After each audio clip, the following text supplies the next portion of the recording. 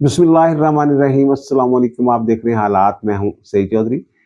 PTI की क़यादत के दरमियान जूतों में दाल बटने वाली है। ये बाहम दस्तों गिरेबान होने वाले हैं। कहीं कोई बड़ी किस्म की प्लानिंग हुई है, कोई मंसूबा तैयार हुआ है।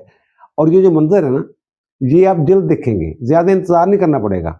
वो जो प्लानिंग हुई है किसी जगह पे, वो उसके हवाले से हमारे पास जो इन्फॉर्मेशन है, वो हम आपके साथ शेयर करेंगे। और दूसरा ये कि मिस्टर जस्टिस याहिया अफरीदी का बतौर चीफ जस्टिस पाकिस्तान नोटिफिकेशन जारी हो गया है। मिस्टर जस्टिस याहिया अफरीदी साहब कैसे चीफ जस्टिस होंगे? आइन और कानून की बालादस्ती के लिए और अदलिया की आज़ादी के लिए। क्या ये मामूल के जैसे चीफ जस्टिस होते हैं, उस तरह के चीफ जस्टिस होंगे, या फिर कोई नई प्रेसिडेंट सेट करेंगे, नई नज़ायर कायम करेंगे, कोई नई मिसाल छोड़ के जाएंगे? अच्छा, ये जो मैं बात कर रहा हूँ ना, मेरा जो जवाब है इसका कि हाँ, ये करके जाएंगे। मैं ये क्यों कह रहा हूँ, ये पहले आप एक प्रोफाइल देखिए। ये वफाकी शरई अदालत के चीफ जस्टिस इकबाल हमीद रहमान साहब का प्रोफाइल है। अब ये दूसरा एक प्रोफाइल देखिए। ये मौजूदा चीफ जस्टिस पाकिस्तान काजी फायज ईसा का प्रोफाइल है। अच्छा, अब आप सोच रहे होंगे कि बात मैं कर रहा हूँ याहिया अफरीदी साहब की, और प्रोफाइल जो है वो मैं दिखा रहा हूँ इकबाल हमीद रहमान साहब का और काजी फायज ईसा का। ये 1996 से मैं कोर्ट रिपोर्टिंग कर रहा हूँ, और जजेस को मैंने बहुत करीब से देखा है। उन जजेस को मैंने देखा है कि जो अब आला अदलिया में बैठे हुए हैं, लेकिन मेरे सामने उन्होंने प्रैक्टिस शुरू की है। इस पर तो आगे जाके बात करेंगे। अच्छा, आज तो बहुत सारे जजों के इस्तीफे आने थे। जो पीटीआई के वकला हैं, वो भी ये कह रहे थे जनाब, अगर 26 में आईनी तरमीम मंजूर होगी और जस्टिस मंसूर अली शाह साहब का तकर्रर ना हुआ बतौर चीफ जस्टिस, तो बहुत सारे इस्तीफे आएंगे। ये देखें, ये मंसूर अली शाह साहब आम जज नहीं है। इस तरह की बातें आपने सुनी है ना। और फिर ये भी कहा जा रहा था कि याहिया अफरीदी साहब जो हैं, ये चीफ जस्टिस का ओहदा कबूल ही नहीं करेंगे। बल्कि एक दिन पहले जो इनके सेनेटर हैं पीटीआई के, हामिद खान साहब, और वो वकला ग्रुप के एक बड़ा ग्रुप है, उसके सरबराह हैं प्रोफेशनल ग्रुप के, उन्होंने याहिया अफरीदी साहब से मुतालबा किया था कि जनाब आप ये ओहदा कबूल ना करें अगर आपकी नामजदगी होती है। और फिर एहतजाज की भी काल दे रखी थी इन्होंने। वकला तो निकले शिकले कहीं नहीं। वकला ने बाहर क्या निकलना था?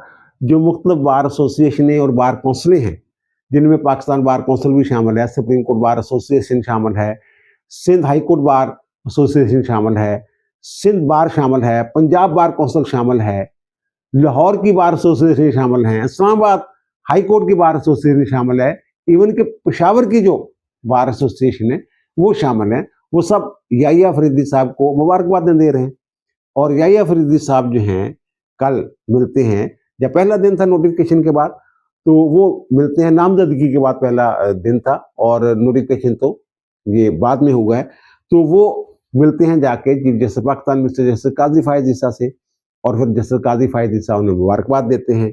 और अटारनी जनरल भी उनसे मिलते हैं। अटारनी जनरल की 45 मिनट मुलाकात हुई है याहिया अफरीदी साहब से। तो उन्होंने भी मुबारकबाद दी, और इन्होंने मुबारकबादें कबूल की हैं। मुबारकबादें कबूल करने का मतलब यह है कि जो इनकी ख्वाहिश थी उस पर अमल नहीं हो रहा, उन्होंने ये ओहदा कबूल कर ली है। अच्छा, फिर वो बेंच में चले गए हैं। मुकदमात की समाअत करने के बाद वो दोबारा chief justice Pakistan mister justice Qazi Faez Isa से मिले हैं, और फिर वो जस्टिस सैयद मंसूर अली शाह जो उनसे सीनियर हैं, उनसे भी मिले हैं जाके। अच्छा, जस्टिस सैयद मंसूर अली शाह साहब को जब बेड़ा गर्क किया ना, ये इन्होंने किया है। जो शाह से ज्यादा शाह के वफादार बने हुए थे ना, जो धमकियां लगा रहे थे और बड़े खतरनाक जो हालात हैं वो पेश कर रहे थे, जिन्हें पता नहीं क्या हो जाएगा अगर मंसूर अली शाह साहब को चीफ जस्टिस ना बनाया गया। इस्तीफे की बातें बड़े अरसे से हो रही हैं कि अब बड़े इस्तीफे आने हैं, बड़े इस्तीफे तैयार हैं। ये आपको याद होगा कि 26 अक्टूबर को मैंने एक वीलाग किया था। उसमें मैंने यही जो इनकी अफवाहें थी इनकी तरफ से फैलाई, ये बल्कि खबरें अपनी तरफ से ये खबरें दे रहे थे, इनके वकला भी ये बात कर रहे थे। वो मैंने एक विलाग किया था, और मैंने उसमें अर्ज किया था जनाब कोई इस्तीफे सूफे नहीं आने, एक गल्ला ही होंगी।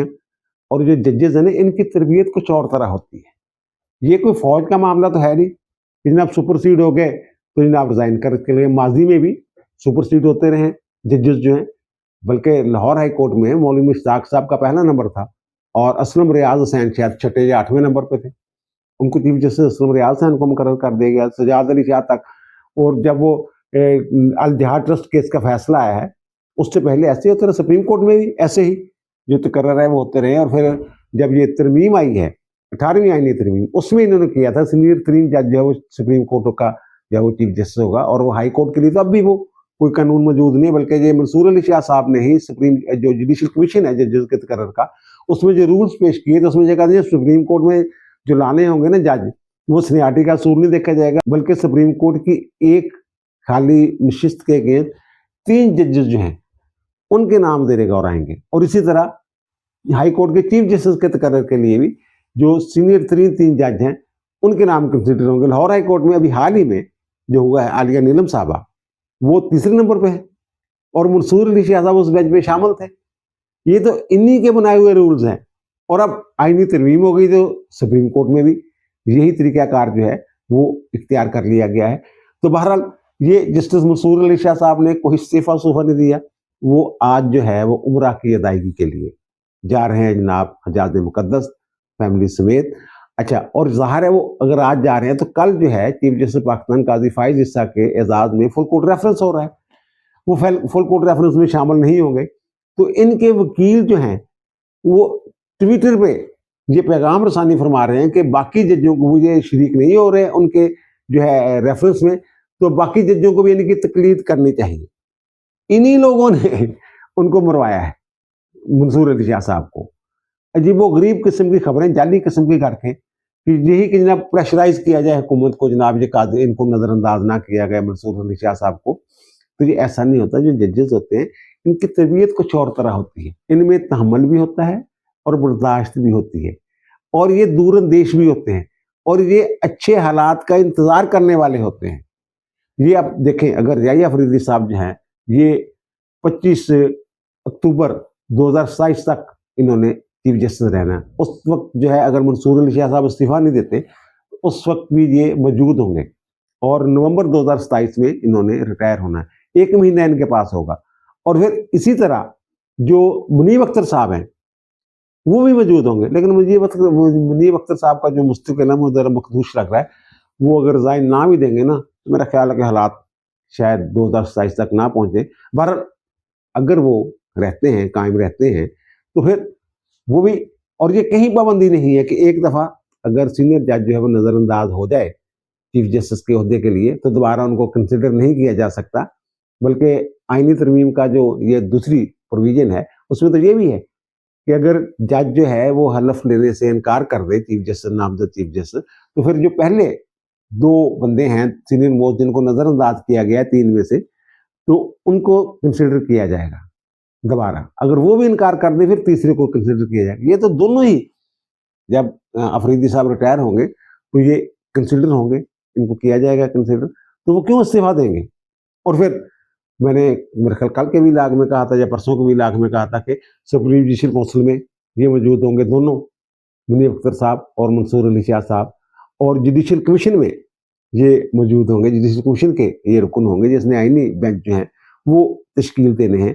और फिर याहिया फरीदी साहब से जनाब एक तो मंसूर अली शाह साहब के साथ हुए, वहाँ जाकर मुलाकात की, और फिर उनके चैम्बर में जो मुबारकबाद देने आए हैं वो आए हैं जनाब एक तो मुसर्रत हलाली साहबा जो चीफ जस्टिस थी पेशावर हाई कोर्ट की, और ये भी पेशावर के हैं और पेशावर हाई कोर्ट के चीफ जस्टिस रह चुके हुए हैं याहिया फरीदी साहब, वो मुबारकबाद देने आए हैं। शाद वहीद साहब जो चीफ जस्टिस बन सकते हैं किसी वक्त, वो जो सिस्टम नहीं था 10 साल 15 साल प्लानिंग, उसके तहत जो है आयशा मलिक साहबा के बाद उन्होंने ही शाद वहीद साहब ने चीफ जस्टिस बनना था, तो वो मुबारकबाद देने हैं। हसन नजर रिजवी साहब मुबारकबाद देने आए हैं, तो ये मुबारकबाद इन्होंने कबूल की हैं, ये कोई चक्कर ही नहीं है। और जो फुल कोर्ट रेफरेंस है कादी साहब के उसमें ये मौजूद होंगे, और ये जो सीनियर तरीन जज है ना इन्होंने खिताब करना था वहाँ पे, ये जो मंसूर अली शाह साहब है वो तो जा रहे हैं बाहर। अब जो है ख्याल ये किया जा रहा है कि जो नामजद चीफ जस्टिस हैं याहिया फरीदी साहब ये खिताब करेंगे। अच्छा, ये बड़ी जरूरत की बात होती है, अगर कोई जज ने मुतनाज़ा है और गड़बड़ है और उसको खतरा है जनाब मेरे खिलाफ तकरीरें होंगी, वकला को कौन पकड़ सकता है। वहाँ पाकिस्तान बार काउंसिल के नुमाइंदे ने भी, या वाइस चेयरमैन ने या एग्जेक्टिव कमेटी के चेयरमैन ने, उन्होंने खिताब करना है। सूबाई बार काउंसिलों के जो नुमाइंदे हैं उन्होंने खिताब करना है, और फिर सुप्रीम कोर्ट बार एसोसिएशन के सदर ने वहाँ खिताब करना होता है, तो वहाँ तो वो कुछ भी कह देते हैं। और ये अगर जज के अंदर कोई गिल्ट ना हो ये ना हो कि जनाब मैंने कोई गड़बड़ करके जा रहा हूँ, तो फिर वो हिचकिचाता नहीं है ये रेफरेंस के हवाले से। तो ये रेफरेंस जो है वो होगा और देख लीजिएगा। और बड़ी इज्जत के साथ जा रहे हैं काजी फायजी साहब। अभी जो बातें कर रहे हैं ना 2 नंबरियां, ये काजी साहब पर तनकीद करके, बल्कि तनकीद से भी आगे बढ़ के कुछ ये बातें करते रहे। ये डॉलरों का चक्कर है सारा, और कोई चक्कर नहीं हैगा। इन्होंने भी पता कि काजी साहब ने कोई डंडी नहीं मारी किसी भी जगह, आइन और कानून तो बाहर नहीं गए। मैनू जो लगता, मैं तो पहले भी कई दफा गया कि जनाब रोन गए काजी साहब जो चले जाएंगे ना, और जो उन्होंने नहीं माने थे, वो मैंने एक विलाग भी किया था कि काजी साहब नहीं मान रहे, उन बैठ के रोवो। तो वो अच्छा, इस हवाले से मैं खबर भी आपको दे दूं कि पाकिस्तान की ताकतवर तरीन शख्सियत जो है, तो उन्हें पता है यार पाकिस्तान की ताकतवर तरीन शख्सियत तो होना ना सदर ना वज़ीर आज़म, कोई और ही ताकत है ना। उन्होंने ये दरखास्त की 15-20 दिन पहले चीफ जस्टिस पाकिस्तान काजी फायद ईसा से कि जनाब अभी आप ना जाएं, इस कौम को और मुल्क को आपकी ज़रूरत है। वो जो आईनी अदालत वाला मामला नहीं था कि काजी साहब वहाँ चीफ जस्टिस बन जाएंगे, क्योंकि वहाँ जो रिटायरमेंट की उम्र है वो 68 ईयर मुकर्रर की जा रही थी। तो फिर काजी साहब ने साफ इनकार कर दिया। उन्होंने कहा जी आपको मुझसे ये बात नहीं करनी चाहिए थी, मैंने ये फैसला कर लिया हुआ है। ये 25 अक्टूबर को मेरी रिटायरमेंट है और 25 अक्टूबर को मैंने घर चले जाना है और मुझे कोई और हौसला नहीं चाहिए, ये उन्होंने कहा। और उन्होंने ये भी बताया कि मैंने तो मुस्तकबिल का प्लान भी किया हुआ है, मैं उम्रा की अदायगी के लिए जाऊंगा, इस्तांबुल जाऊंगा, दुनिया की सैर करूंगा, इस तरह की बातें कहते हैं उन्होंने। ये कि यानी सबसे ताकतवर शख्सियत खुद रिक्वेस्ट कर रही है कि जनाब आप जो है ठहर जाएं, रुक जाएं। उसके बाद जो है ये आईनी अदालत वाला मामला जो ना, आईनी अदालत बननी सी भाजी, ये नहीं रुक सकती सी। उन्होंने भी ख्वाहिश सी, बिलावल साहब की ख्वाहिश सी, नून लीग की भी ख्वाहिश सी, मिसाक जमहूरियत की भी ख्वाहिश सी। उसके बाद काजी साहब के इनकार के बाद ये जो मामला है ये डिले हुआ है आईनी अदालत वाला। बहरहाल अब आईनी बेंच बन गए, उनके पास भी वही इख्तियारात हैं।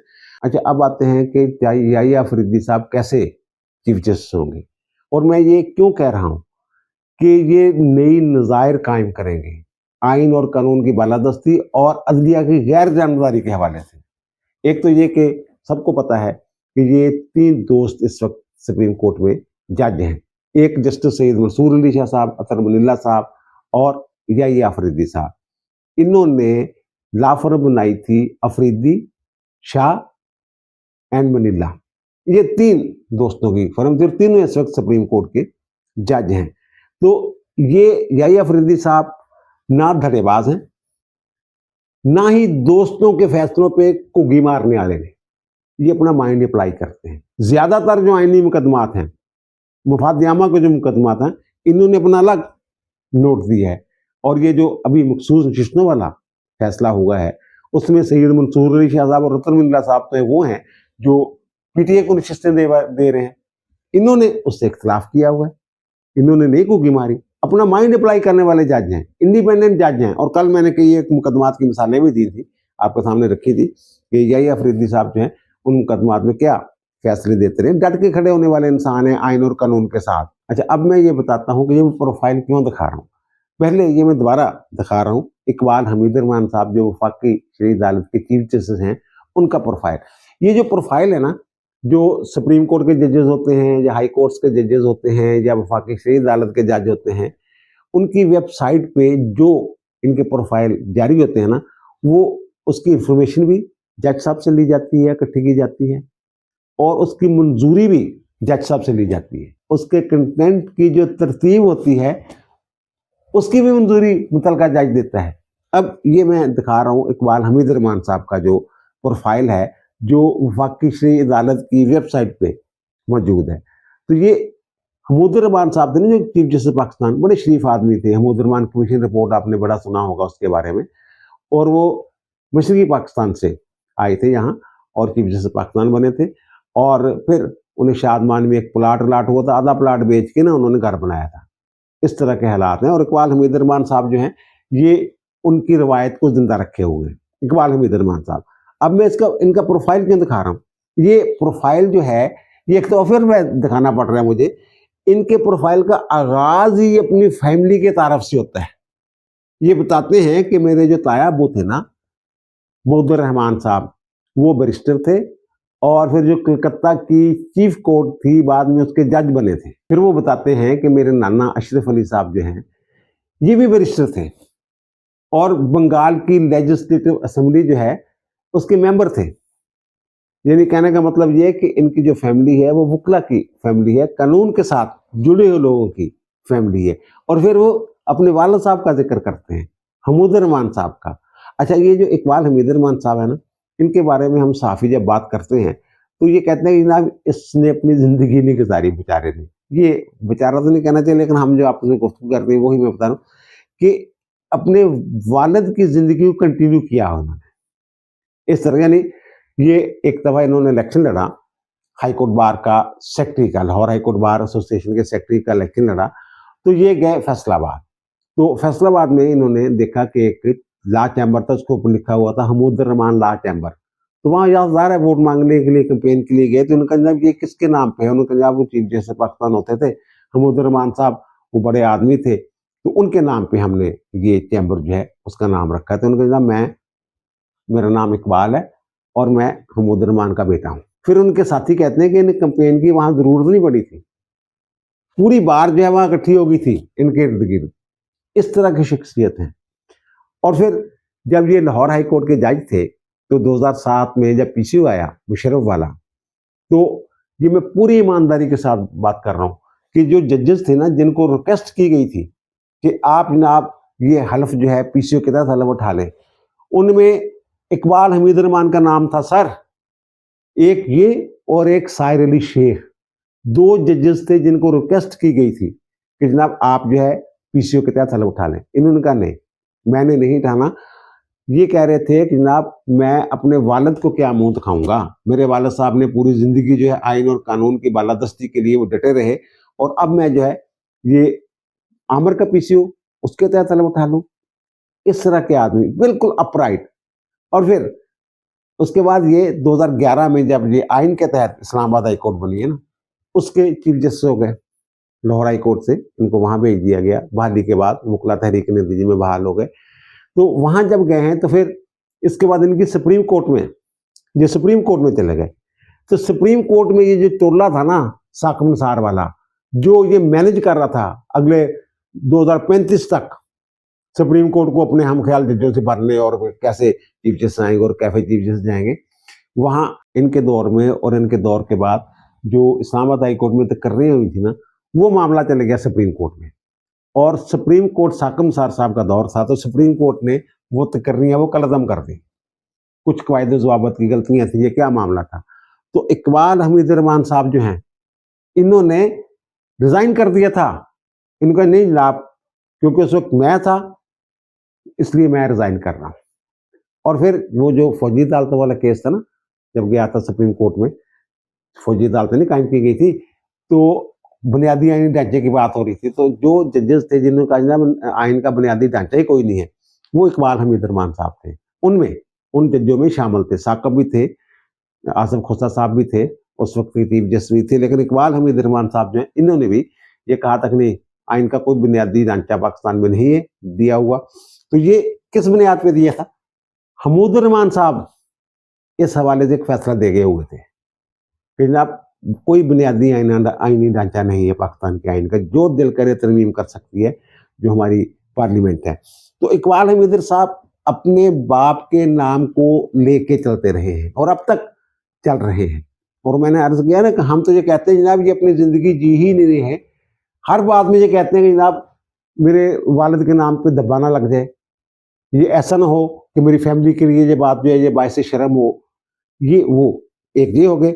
और दूसरे ये एक प्रोफाइल देखिए जस्टिस काजी फायज ईसा साहब का, ये प्रोफाइल इसका भी आगाज जो है फैमिली के तारफ से होता है, काजी फायज ईसा साहब का। और ये अपने वालिद काजी मोहम्मद ईसा बताया जाता है, लिखा हुआ है इसमें कि जो उसके बेटे हैं। काजी मोहम्मद ईसा साहब वो है जिन्होंने जो करारदादे लाहौर, जिसे करारदादे पाकिस्तान कहते हैं हम, 1940 में पेश हुई थी, कायदे आज़म ने उसकी सदारत की थी। तो बलूचिस्तान की नुमाइंदगी जो है काजी मोहम्मद ईसा ने की थी। इनके भाई काजी मोहम्मद मूसा, वो भी तहरीक पाकिस्तान के लीडर रहे हैं, कायदे आज़म के करीबी साथी रहे हैं। और फिर ये अपनी प्रोफाइल में ये भी बताते हैं कि मेरे जो दादा थे काजी जलालुद्दीन, वो जो रियासत कलात थी आज़ादी से पहले, उसके वजीर आजम थे।